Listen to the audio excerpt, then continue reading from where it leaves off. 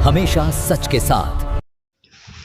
पंढरीची वारी ही केवळ एक धार्मिक यात्रा नसून ती सामाजिक ऐक्य, साधेपणा, संस्कार आणि नैतिक मूल्यांची जपणूक करणारी महाराष्ट्राची महान परंपरा आहे। या वारीमुळे जाती, पंथ, लहान मोठा हा भेद विसरून समाजात एकात्मतेची भावना अधिक दृढ होते, असा विश्वास विधान परिषदेचे सभापती प्राध्यापक राम शिंदे यांनी व्यक्त केलाय। श्री क्षेत्र पैठण येथून पंढरपूरकडे प्रस्थान केलेल्या संत शिरोमणी एकनाथ महाराज पालखीचे खर्डा येथे काल संध्याकाळी आगमन झालं।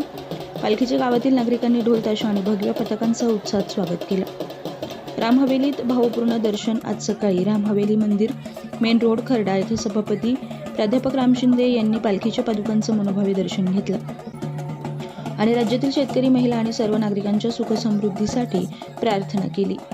या प्रसंगी सभापती प्राध्यापक राम शिंदे यांच्या हस्ते श्री क्षेत्र पैठण येथील एकनाथ महाराज पालखीचे प्रमुख विश्वस्त हरिभक्त परायण रघुनाथ बुवा नारायण बुवा गोसावी यांचा शाल आणि श्रीफळ देऊन सन्मान करण्यात आला। सभापती म्हणाले, संत एकनाथ महाराजांची पालखी शांतता, श्रद्धा आणि भक्तीचं प्रतीक आहे। अशा संतांच्या विचारांनीच आपला महाराष्ट्र घडलाय। विठू नामाच्या गजरात प्रस्थान दुपारी ठीक 12 वाजता ज्ञानोबा तुकाराम जय हरी विठ्ठल या नामघोषात आणि मृदुंगांच्या ठेक्यात पालखीचा खर्डा येथे पुढील प्रवासासाठी प्रस्थान झालं। हजारो वारकरी, लहान मुले, महिला आणि ज्येष्ठ नागरिक या दिंडीत सहभागी झाले होते।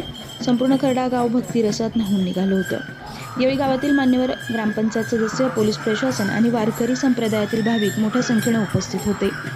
पालखी सोहळ्याच्या नियोजनासाठी स्थानिक प्रशासन आणि ग्रामस्थांनी परिश्रम घेतले। प्रतिनिधी नासिर पठाणसह पत्रकार सुदाम वराट, जामखेड।